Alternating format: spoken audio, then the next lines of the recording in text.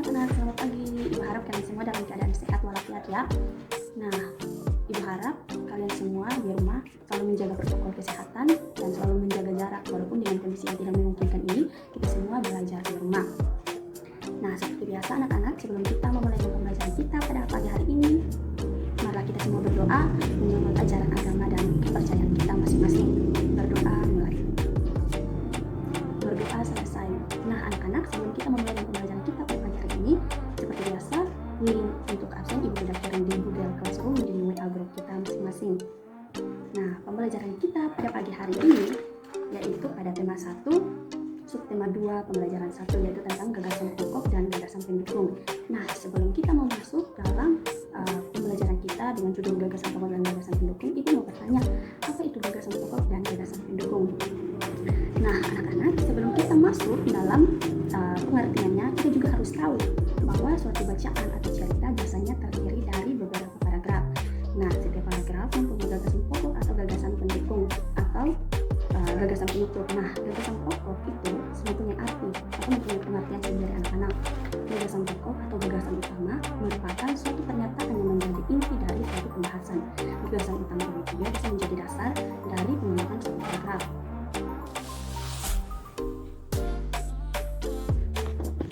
Nah, gagasan pokok juga memiliki sebutan lain seperti ide pokok atau ide pemikiran yang menjadi inti pembahasan dari suatu pernyataan kalimat dengan tujuan untuk menyampaikan suatu pesan inti yang hendak disampaikan oleh penulis untuk para pembaca.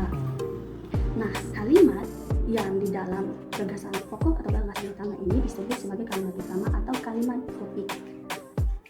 Gagasan utama dapat berwujud kalimat deduktif, induktif, ataupun campuran.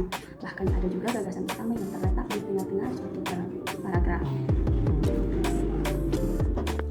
Nah, anak-anak, berbicara tentang gagasan pokok dan gagasan pendukung, di sini gagasan pokok dan gagasan pendukung atau jenis-jenis gagasan pokok dibagi menjadi 3 bagian, yaitu yang pertama gagasan deduktif atau paragraf deduktif, yang kedua paragraf induktif, dan yang ketiga paragraf variatif atau campuran.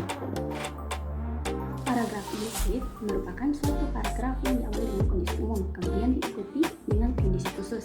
Dengan kata lain, paragraf induktif memiliki kalimat utama atau ide pokok di bagian awal paragraf yang diikuti dengan gagasan penjelas di dalam kalimat-kalimat. Kemudian yang kedua adalah paragraf induktif. Nah, paragraf induktif ini diawali dengan suatu hal atau kondisi khusus, kemudian diakhiri dengan pernyataan dan kondisi umum. Atau paragraf deduktif ini mempunyai kalimat utama pada bagian akhir paragraf, setelah sebelumnya diawali dengan gagasan penjelas.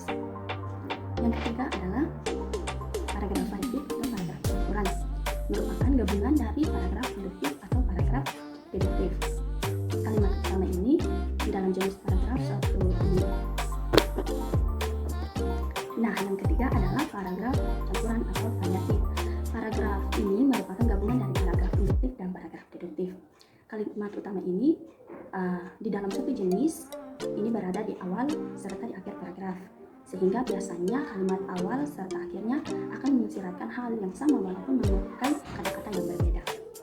Nah, berikut adalah cara menentukan gagasan pokok. Nah, seperti yang sudah tertera, yaitu yang pertama membaca secara teliti atau cermat, dan yang kedua membaca kalimat utama. Yang pertama, membaca secara teliti atau cermat. Apabila kalian akan mencari gagasan pokok, maka kalian harus membaca kalimat demi kalimat di dalam suatu teks paragraf tersebut secara teliti dan cermat. Nah, lalu kalian harus memahaminya dari tema pembahasan atau dari awal pembahasan, di tengah pembahasan, dan di akhir pembahasan dalam suatu teks. Apabila kalian sudah selesai membacanya secara keseluruhan, maka kalian harus menjawab pertanyaan apa yang telah dibahas, yaitu merupakan jawaban dari pertanyaan itu atau gagasan pokoknya. Yang kedua merupakan membaca kalimat utama, yaitu cara untuk menemukan gagasan pokok, yakni dengan menentukan kalimat utamanya di setiap paragraf pada teks. Apabila kalimat utama telah kalian temukan, itu kalian harus lanjut lagi pada kalimat atau mencari inti kalimat utama tersebut dengan cara mengambil subjek serta predikatnya saja, lalu kalian simpulkan gagasan-gagasan utamanya.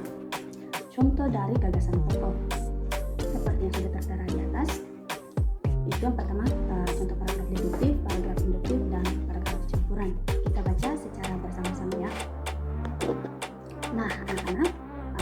sudah membaca ketiga contoh paragraf deduktif, induktif, dan paragraf variatif atau campuran ibu. Nah, anak-anak setelah membaca ketiga contoh dari paragraf di atas, ibu memberikan tugas kepada anak-anak semua untuk menentukan jenis-jenis paragraf utama dan gagasan pendukung atau gagasan pokok dari ketiga paragraf tadi. Itu sebagai tugas untuk anak-anak akan dikumpulkan minggu depan sebagai hasil penyampaian materi dari ibu. Nah, setelah penyampaian materi dari ibu meminta kepada anak-anak semua untuk menuliskan kembali atau hasil jawaban dari anak-anak semua tadi tentang ketiga paragraf yang sudah tertera di atas itu. Nah, itu hasil kerja tersebut akan difoto lalu dikirimkan ke grup WA kita. Nah, anak-anak kesimpulan dari materi kita pada hari ini yaitu dengan pengertian gagasan pokok dan gagasan pendukung, serta menentukan cara gagasan pokok dan gagasan pendukung serta jenis-jenis gagasan pokok. Nah, anak-anak, demikian berakhir sudah pembelajaran kita pada pagi hari ini. Karena tadi sebelum kita memulai pembelajaran, kita sudah mengawalinya dengan doa, dan di akhir pembelajaran kita pada hari ini, kita juga akan menutupnya dengan berdoa. Nah, sebelum kita berdoa, marilah kita semua tenang dan kita berdoa menurut ajaran agama dan kepercayaan kita. Berdoa mulai. Berdoa selesai. Nah, anak-anak, sekian video pembelajaran kita pada pagi hari ini.